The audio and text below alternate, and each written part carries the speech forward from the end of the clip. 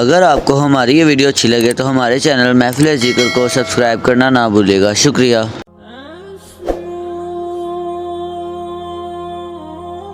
नौजवान था और यतीम भी था। शौक बन गया दीन पढ़ने का। महल्लेदार इलाके वाले कहने लगे कहाँ से कमाएगा, ना बाप है, ना माँ है, ना घर है, कहाँ से। हजरत रूमी कहते हैं नौजवान ने जंगल में झोंपड़ी लगा ली। वहाँ वो सुबह मदरसे जाता, शाम को जंगल में रहता, वहाँ अल्लाह अल्लाह करता, सबक याद करता।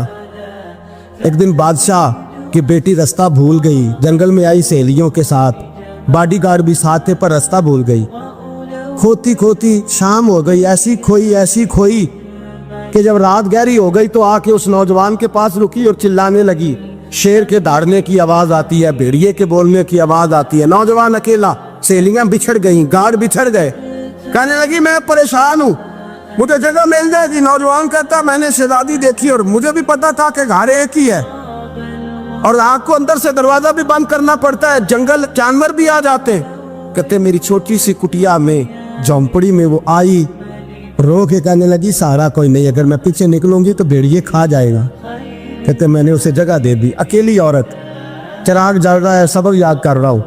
मेरे नबी पाक ने फरमाया जहाँ मर्द औरत अकेले हो तीसरा शैतान होता है। और शहजादी, वो बच्चा कहता है सबक याद करता रहा सारी रात। वो बच्ची को कहा सो जा, पर वो कहती है नींद मुझे भी कहाँ आई। ऐसे मौकों पर नींद, सारी रात सबक याद करता। थोड़ी थोड़ी देर के बाद चिराग जलता तो उस पर उंगली रखता, हाथ जलता तो पीछे खींचने, फिर दूसरी उंगली रखता। थोड़ी देर के बाद जलता तो खींचने, हाथ सारा जल गया। सुबह किरणें चमकी तो कहने लगा चल निकल जा, दौड़ जा, बस बड़ा सब्र का इम्तिहान हो गया, चली जा। शहजादी बाहर निकली, सिपाही ढूंढ रहे थे। बादशाह खुद जंगल में निकला हुआ था, मेरी बेटी मिल गई। बादशाह तन्हाई में जाके कहने लगा बेटा मैं दुनिया को बताऊंगा कि मेरी बेटी खोई नहीं थी, सिपाही साथ ही थे। ये बड़ा मुश्किल होता है, बेटी तो भूल के भी रात कहीं रह पड़े तो लोग जीने नहीं देते, तो बेटा मुश्किल हो जाएगा मेरे लिए। कहाँ थी? उसने कहा नेक नौजवान के पास। उसने कहा बेटा मैं तो तेरी बात मानूंगा पर दुनिया नहीं मानेगी। अगर उस नौजवान ने किसी को बता दिया कि तू उसके पास थी तो फिर लोग मेरा जीना मुहाल कर देंगे। बेटा मैं मर जाऊंगा, मेरी मजबूरी ये है कि वो कहीं राज ना उगल दे वो नौजवान, उसे कत्ल करना पड़ेगा। औरत ने मिन्नतें की, उस बेटी ने कहा मेरे मौसम को मारोगे, रोई। और वो कहने लगा मैं बादशाह, वो मेरा अपना वकार है, मैं उसको छोड़ नहीं सकता। गिरफ्तार कर लाए सिपाही। वक्त तय हो गया सजा का। अकेले कारकोशरी में रखा गया, जो उसके खास एतबार वाले थे उनकी ड्यूटी लगाई। बादशाह ने बुलाया, पहले बिलम आया। औरत कहने लगी, बेटी कहने लगी एक दफा तो बुलाओ ना, एक सवाल बस पर्दे में रह के पूछना है और फिर जो आपका जी चाहे। मेरे मौसम को मारना तो है, तो मर्जी आपकी। सामने खड़ा किया, नौजवान पर्दे के पीछे, औरत खड़ी हो गई। बादशाह बीच बैठ गया। बीबी कहने लगी सारी रात बेदार मैं भी रही, सोया तू भी नहीं। वो जो तू चिराग के करीब हाथ लगा के जलाता था वो समझ नहीं आई। नौजवान रो पड़ा, कहने लगा क्या करूं, मैंने रसूलुल्लाह का दीन पढ़ा है, क्या करूं, मैंने हुजूर का दीन पढ़ा है। मैंने पढ़ा है कि जानी को सबसे नीचे दोज़ख के सबसे निचले दर्जे में जलाया जाए, उसे जहन्नमियों का पीप और रेशा पिलाया जाए, कंद खिलाया जाए। ये रवायतें पड़ी हुई थी। थोड़ी थोड़ी देर के बाद शैतान मुझे कहता था बदकारी कर ले। मैं अपना हाथ उसी वक्त जब शैतान मशवरा देता तो मैं आग पे करता। मैं कहता अगर ये बर्दाश्त हो गई तो वो भी हो जाएगी। जब हाथ जलता तो मैं समझ जाता नहीं तुझसे तो ये नहीं बर्दाश्त होती तो वो कैसे होगी।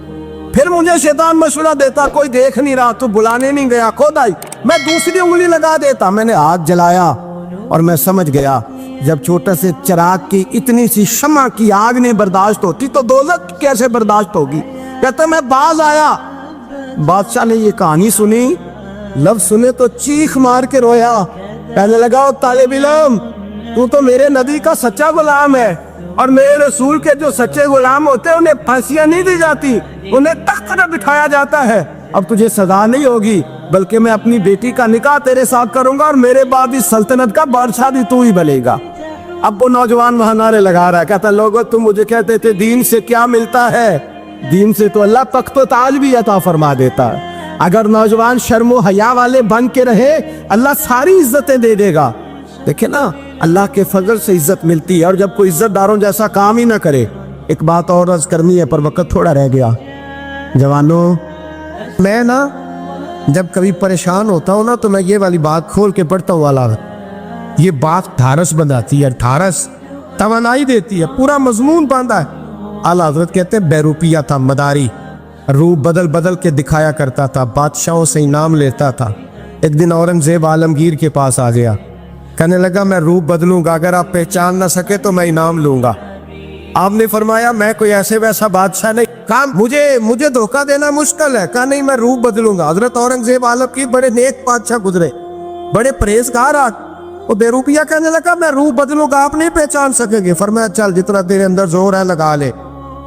हजरत ने ऐलान किया कि मैंने फौजी भर्ती कर दे, 2 माह के बाद टेस्ट होगा। वो 2 महीने दौड़ता रहा, रंग रूप बनाता रहा, आया टेस्ट देने, 2-3 सिपाहियों का इम्तिहान लिया, उसकी बारी आई तो 10 रुपए दिए, कहने लगे तेरे आने जाने का किराया मैंने तुझे पहचान लिया है। कुछ दिनों के बाद जाने लगे सफर पर, तो भिखारी आ गए खैरात मांगने, उसने भी सारे मुंह पर स्याही मार ली, कपड़े फाड़ लिए, सर के बाल मुड़ा लिए, पगे तक कटा ली, बदरंग होके आया। कासा आगे किया तो हजरत ने 10 रुपए डाले, कहने लगे तेरे आने जाने का किराया मैंने पहचान लिया है। कुछ दिन गुजरे तो टीचर की जरूरत थी, उसने मूछें बड़ी कर ली, दाढ़ी नकली लगा ली, सर पे जिना कैप पहन ली, एक शेरवानी ले ली और हाथ में छड़ी पकड़ के आया। कहने लगा मैं उस्ताद हूँ, 2-4 बंदों का इम्तिहान लिया, उसकी बारी आई तो 5 रुपए दिए, 10 रुपए दिए, का तेरा किराया मैंने पहचान लिया। 2 साल गुजर गए, वो जब भी आता हजरत पहचान लेते। एक दिन सफर पे जा रहे थे, बहुत बड़ा लश्कर था, जिहाद करने जा रहे थे औरंगजेब आलमगीर, तो देखा एक पहाड़ी है, पहाड़ी पे लोग जा भी रहे हैं आ भी रहे। औरंगजेब आलमगीर पूछने लगे यहाँ क्या है? कहने लगे बाबा जी बैठे हैं दुआ करते हैं, अल्लाह के नेक बंदे हैं। औरंगजेब कहने लगे यार पुराने लोग सारे ही अल्लाह वालों को मानते, ये भी मुसीबत आई है जितनी नहीं आई है, सारे लोग ही मानते। कहने लगे जरा मैं दुआ ना करा लूं, बच्चे काम जा रहा हूँ। औरंगजेब बादशाह थे, बादशाह लोग नाजुक मिजाज होते हैं, घोड़े से उतरे, बड़ी मुश्किल से पहाड़ी पे चढ़े, ऊपर गए तो लाइन लगी है, बाबा जी कार में बैठे। कहने लगे मैंने मिलना है, मैं औरंगजेब हूँ। उन्होंने कहा हमारा बाबा उस तरह का पीर नहीं कि अमीर आए तो रंग और हो, गरीब आए तो और हो, यहाँ अगर मिलना है तो लाइन में लग जाओ, सब एक जैसे। अब लाइन में खड़े हो गए, 50 आदमी आगे थे, कहते हैं 51वां नंबर था। थक गया धूप में खड़ा खड़ा, जब मैं पहुंचा गार के दाने तो मैंने बाबा जी के चेहरे पे नजर डाली तो बड़ा नूरानी चेहरा, बड़ी खूबसूरत लबो लहजा। मैंने कहा मेरे जैसा आदमी भी पगड़ी बांध ले तो अच्छा लगने लग जाता है, बड़ा खूबसूरत अंदाज। कहते हैं मैं उनके पास अत्ताहियात की हालत में बैठ गया। मैंने कहा हुजूर मैं जा रहा हूँ जिहाद करने, दुआ करना। बुजुर्गों ने हाथ उठाए, अल्लाह इसकी मदद फरमा, दीन को गलबा अता फरमा, इससे दीन का सच्चा पक्का सिपाही बना। फिर थपकी दी, 2-4 नसीहतें निकाल डाली, देखना जुल्म न करना, ज्यादती न करना, जब तू जीत खर न करना, गुरूर न करना, नसीहतें भी कर दी। कहते अब जब मैं उठा तो 2-4 दिनार बतौरे नजराना मुसल्ले के नीचे रखे, और उल्टे कदम जब मैं गार से उतरा उन्होंने रुमाल झाड़ा और उठ के खड़े हो गए। कहने लगे आज नहीं तूने पहचाना, आज नहीं तूने पहचाना, मेरा इनाम बनता है, आज नहीं पहचाना, ला पैसे। औरंगजेब कहने लगा यार तूने हद कर दी, कहाँ चढ़ा कहाँ खड़ा रहा, धूप में थक गया, कमाल कर दी भाई तूने। बता तू क्या लेगा, अब तू जल्दी बता, वो कितने लोग पीछे धूप में खड़े हैं, लश्कर सारा खड़ा है, क्या लेगा? उसने कहा सबसे कीमती हीरे वो है जो तेरे सर के ताज में लगे हुए, मुझे तेरा ताज चाहिए।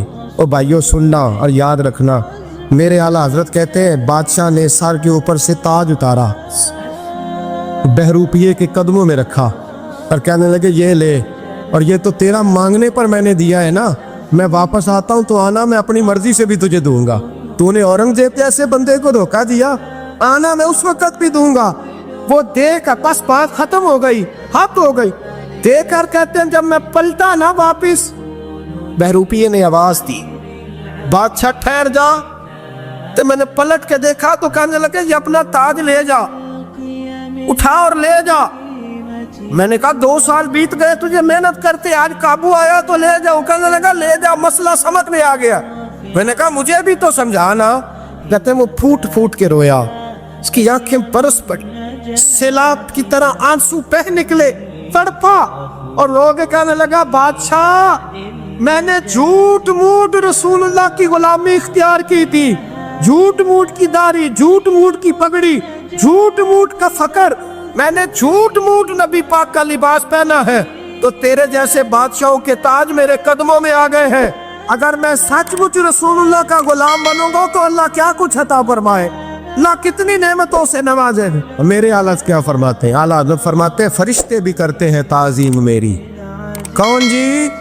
अल्लाह। ऐसा अकीदा भी कम मिलेगा जो बरेली के इमाम का अकीदा है, ऐसा भी कम। कहते हैं फरिश्ते भी करते हैं ताज़ीम मेरी। क्यों?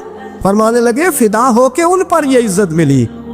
बगदाद के एक दरवेश आलिम थे, तो वो जब भी नमाज पढ़ाते ना तो किसी ताजर की 2 बीवियों के बारे में दुआ मांगते। तो जो है मेरी बात पर, नमाज पढ़ाते तो कहते अल्लाह उस ताजर की 2 बीवियों को अपनी खास रहमतें अता फरमा। एक दिन लोग उनके गिर्द इकट्ठे हो गए, कहने लगे बाबा जी बताएं तो सही वो बीवियां कौन थी जिनके लिए आप दुआ मांगते। तो फरमाने लगे मेरे शहर का एक ताजर था, बहुत बड़ा ताजर था, मालदार था पर बे औलाद था। उसे बगदाद से मुल्क शाम जाना पड़ता था तिजारत करने, और कई कई महीने उसे शाम के मुल्क में रहना पड़ता था। उसने इस तरह किया कि वहां भी एक शादी कर ली। तो जो है ना मेरी बात पर, क्या कर लिया उसने? दूसरी शादी करना मर्द के लिए जायज़ है, तीसरी करना भी, चौथी करना भी भैया का वक्त, मगर अगर इंसाफ कर सके तो। अगर चारों में हम ना आधा मसला सुनते हैं और आधा ही बयान करते हैं, अगर इंसाफ ना कर सके फिर उसके लिए 4 जायज़, फिर वो एक ही रखेगा। तो अजीज दोस्त, दूसरा निकाह कर लिया, शादी हो गई। अब वो वहाँ कुछ ज़्यादा वक्त गुजारने लगा, मालदार आदमी था, बीवी को मकान भी लेके दे दिया। अब वो जरा देर से आता वापिस, और जब आता भी तो उसके वो वाले अंदाज ना होते जो पहले हुआ करते थे। अब बीवी से बड़ा जासूस भी कोई नहीं होता, उसको तो पहले पता चल जाता है कि माजरा क्या है, उसे बड़ी खबर होती है। तो उसने महसूस कर लिया कि बदले बदले से मेरी सरकार नजर आते। वो कहने लगी अब के जब आता जाता है तो इसके हालात कुछ बदले बदले से हैं, माहौल कुछ और है। उसने एक बूढ़ा आदमी जो उसका अजीज भी था और समझदार भी था उसको तैयार किया। कहने लगी अब के जब मुल्क के शाम जाए ना तो इसका पीछा करना और खबर करना कि कहाँ रहता है, कहाँ जाता है, क्या करता है। वो बूढ़े बुजुर्ग जो थे वो खातून के कहने पर कुछ उसने किराया भी दिया।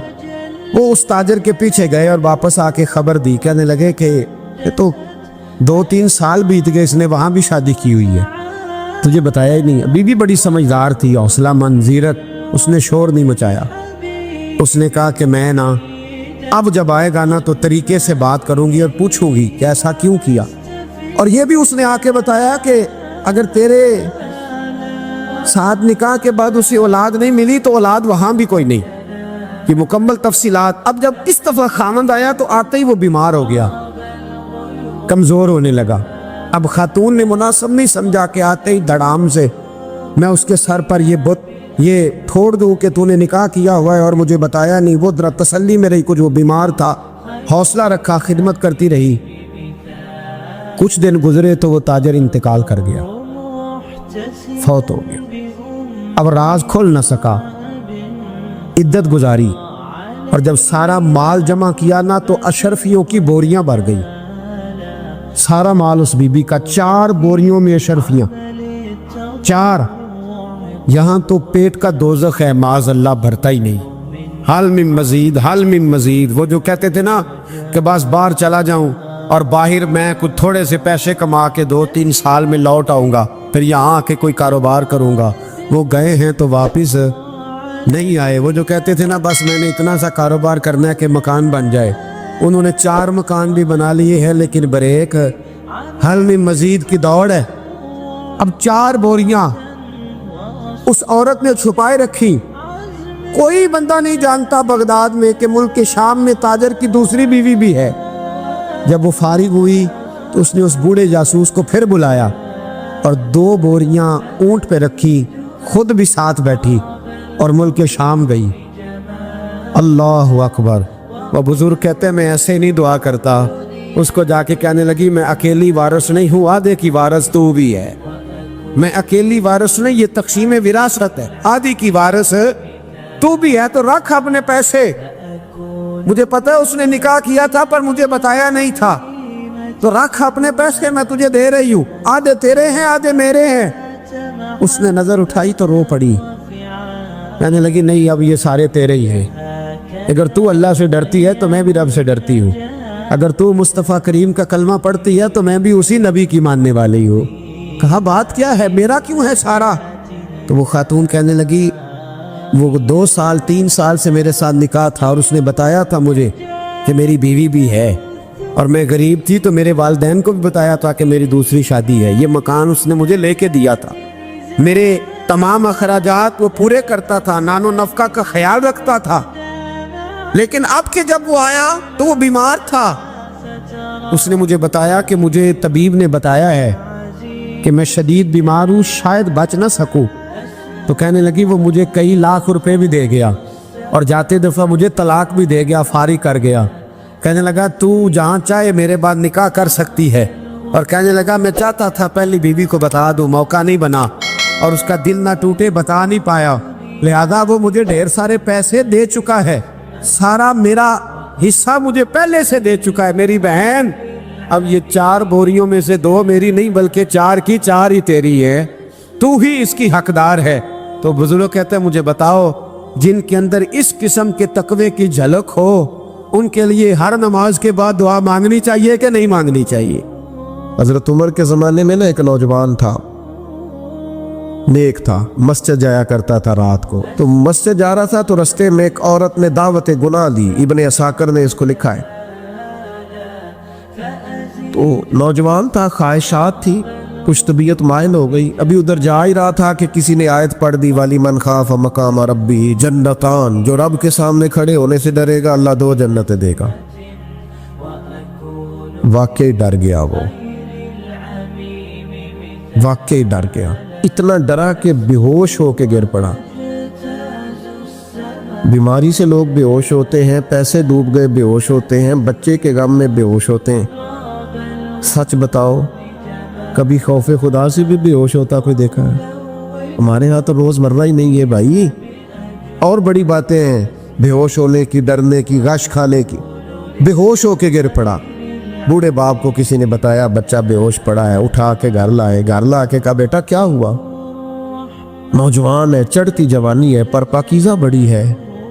कहने लगा अब्बा जी गुनाह की तरफ चला गया था, पर मैंने आयत सुन ली जो अल्लाह के सामने खड़े होने से डरेगा रब 2 जन्नतें देगा। मैं डर गया था, रब वाकई 2 जन्नतें देगा।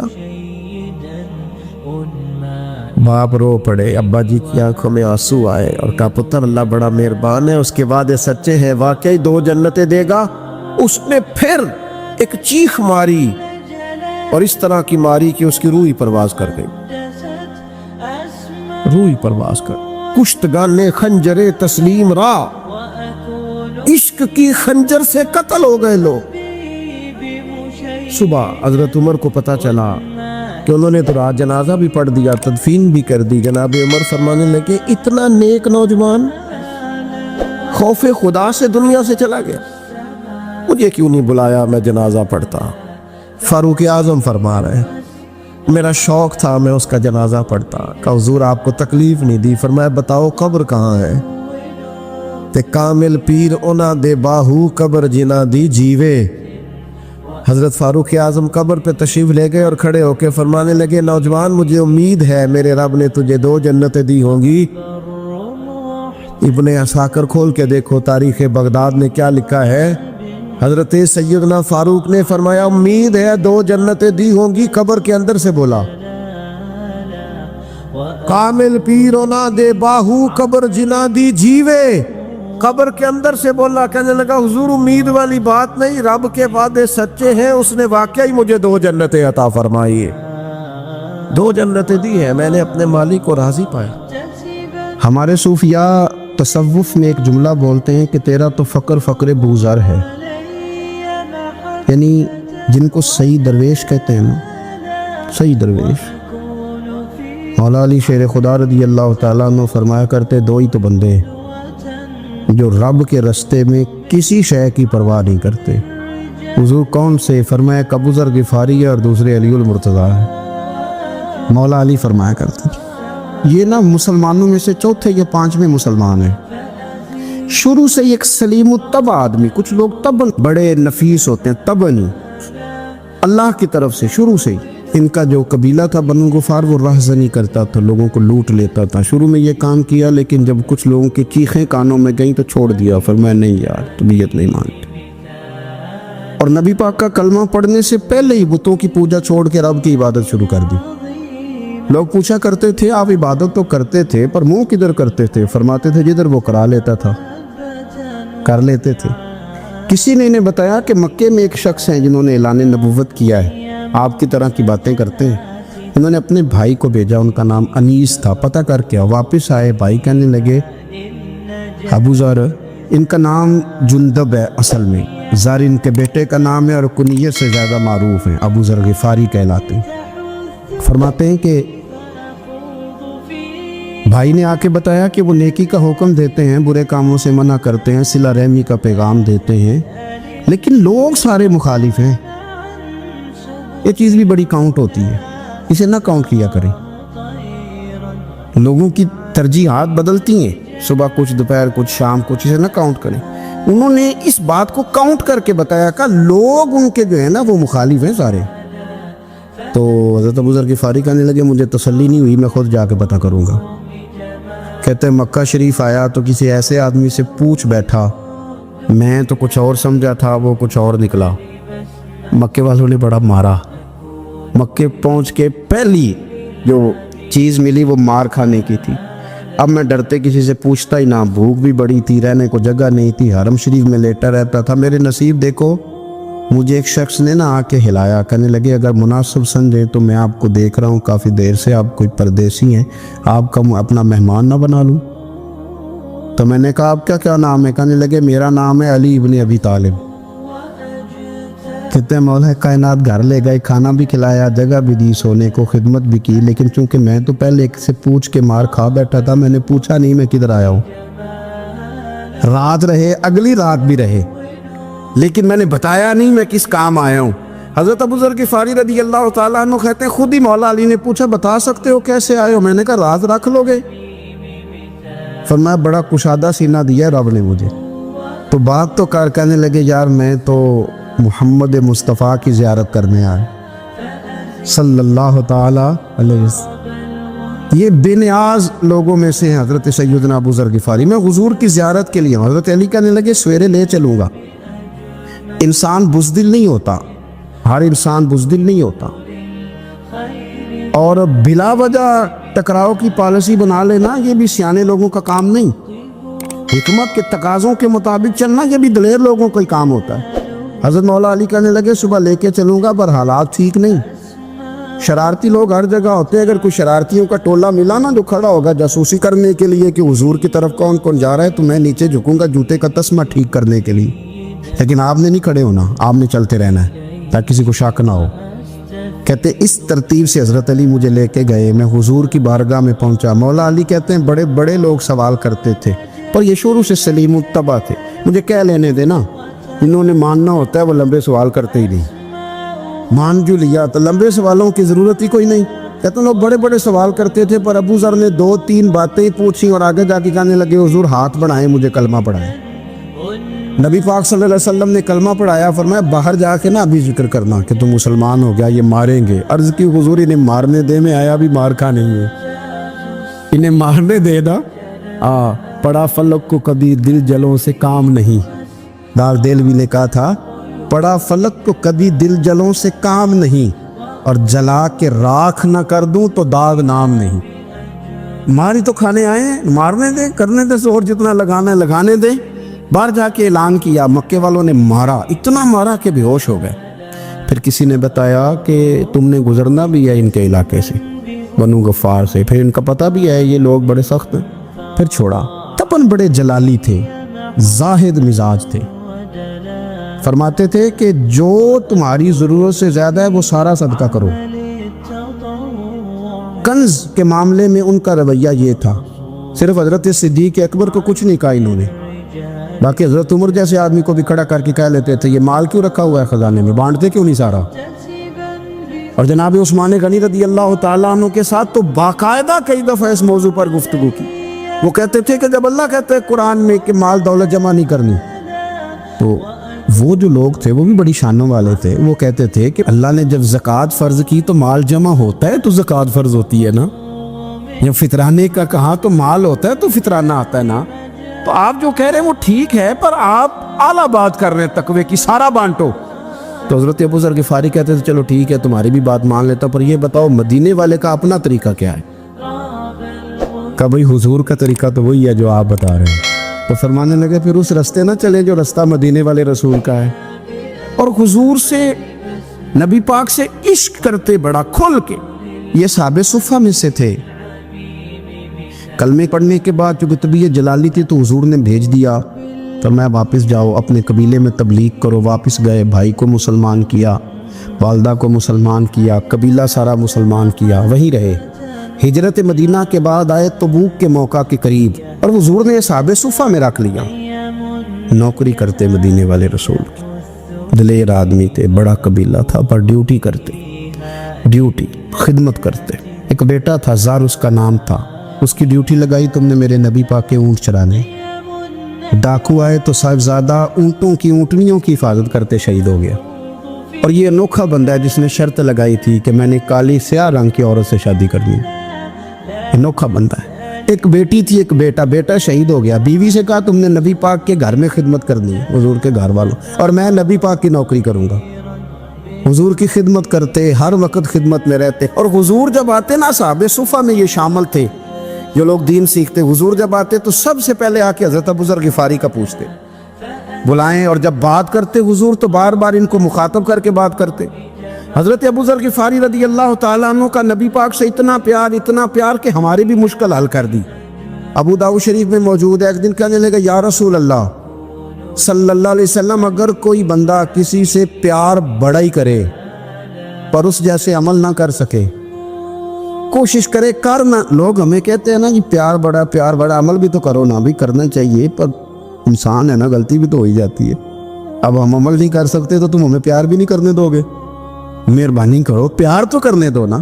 حضرت ابو ذر غفاری نے کہا، ابو داؤد شریف میں موجود ہے، یا رسول اللہ صلی اللہ تعالیٰ علیہ وآلہ وسلم، حضور پیار بڑا کرے پر ان جیسے عمل نہ کرے تو حکم کیا ہے؟ تو حضور نے فرمایا پیار سچا کرے، اللہ قیامت کے دن جس سے محبت کرے گا نا اس کے ساتھ ہی دونوں کو اکٹھا فرما دے گا۔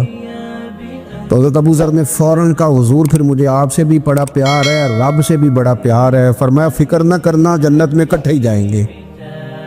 اتنی محبت رسول پاک کی ذات کے ساتھ حضور کی نوکری کرنا۔ ایک دن خدمت کرتے کرتے سو گئے، حضور مسجد میں آئے پتہ کرنے کہ ابو ذر آرام کر رہا ہے۔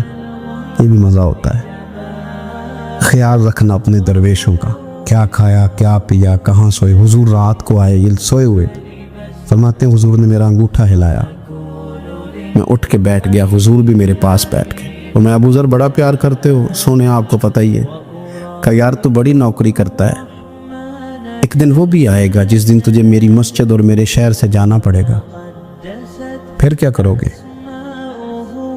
تو اس کی حضور کسی کی طاقت ہے مجھے آپ کے شہر سے نکالے؟ میں تلوار نکال لوں گا۔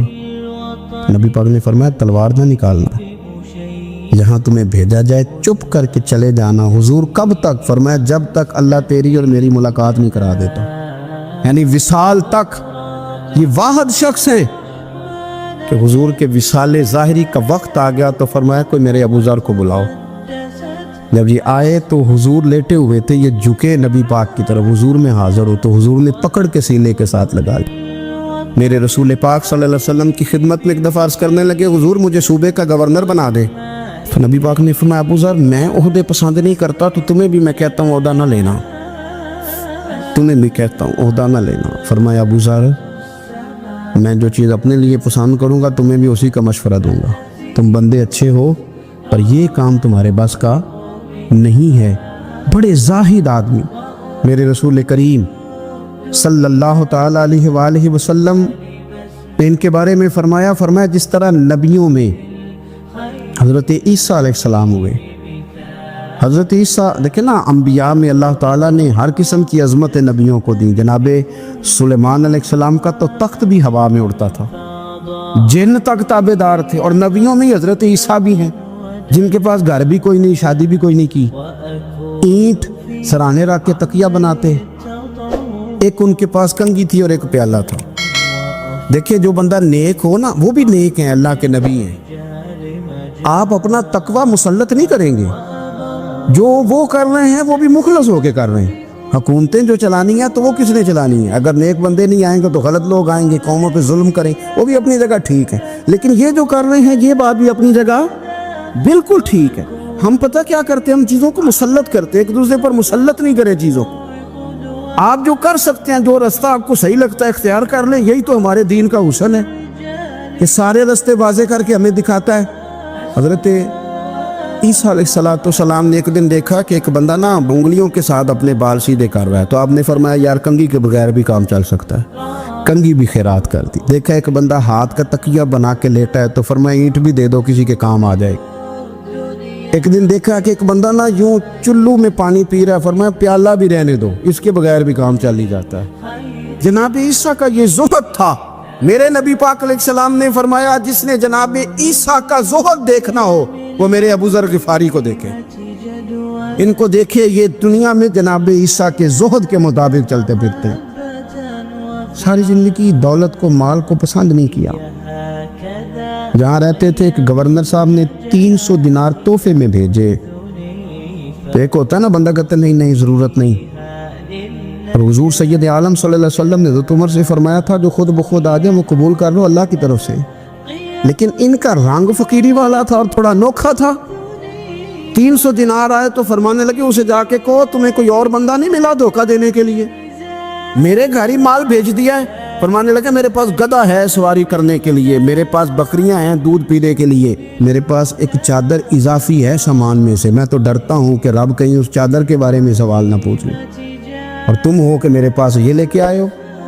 حضرت عثمان غنی کے پاس جا کے کہا کرتے کتنا لوگوں کے پاس پیسہ آ گیا ہے, ہر بندے کے گھر میں مال ہے, یہ کیا ہو رہا ہے, لوگوں سے کہیں خرچ کریں غریبوں پہ. عثمان غنی فرمانے لگے تمہیں تو خوش ہونا چاہیے کہ میرے دور میں لوگ خوشحال ہو گئے. آپ فرمانے لگے نہیں, وہ والا رنگ زیادہ بہتر ہے جو مدینے والے نے اختیار فرمایا, کیونکہ کچا رنگ للاری والا چڑھدا تے لیندا رہندا عشق تیرے دا رنگ محمد, جدوں چڑھ جائے پھر نہیں لیندا.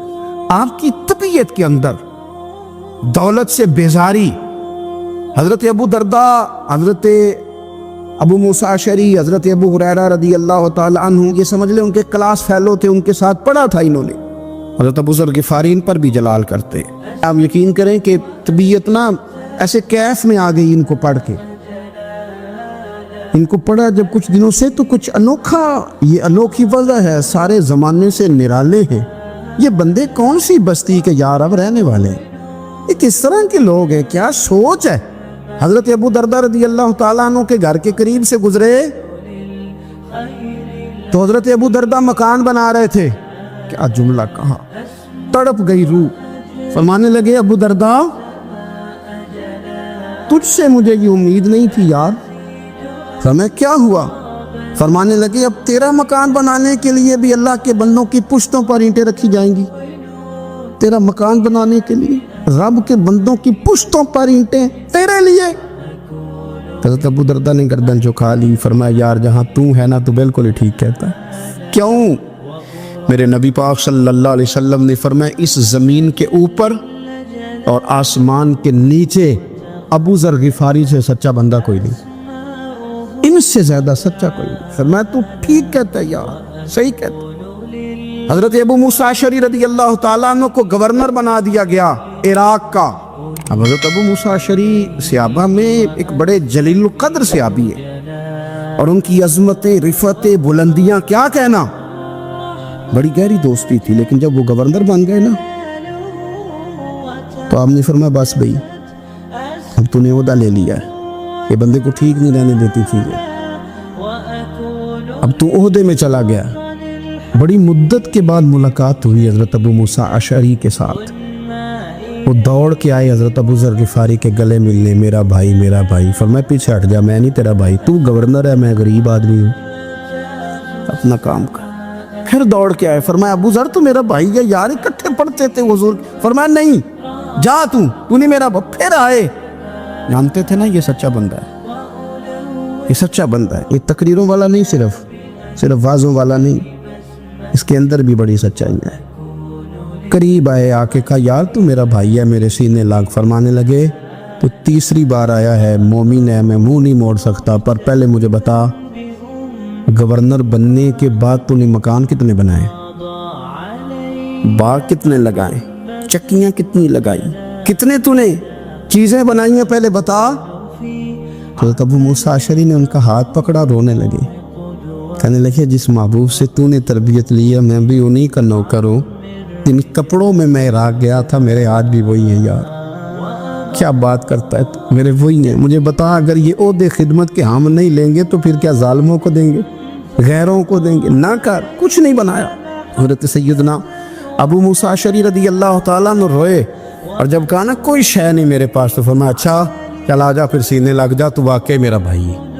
پھر حضرت ابو ذر غفاری نے محبت فرمائی, وہ درویشی, وہ فقیری, وہ سادگی, وہ نورانیت, وہ دل کے ساتھ اندر. ہمارے تو بہت سارے لوگ ہیں جو کہتے ہو کہاں لے جانا ہے مال, کیا ضرورت ہے مال کی, ہر وقت مال کی مخالفت کرتے, لیکن دل ان کا کہتا ہے کہ آئے صحیح, کسی طریقے سے پہنچے صحیح. حضور نے فرمایا بعض لوگوں کی زبانیں شہد سے زیادہ میٹھی, دل بھیڑیے سے زیادہ خطرناک. اوپر سے کہہ کچھ رہے ہیں, اندر حالات کچھ اور ہیں. اگر آپ کو ہماری یہ ویڈیو اچھی لگے تو ہمارے چینل محفل ذکر کو سبسکرائب کرنا نہ بھولیے گا. شکریہ.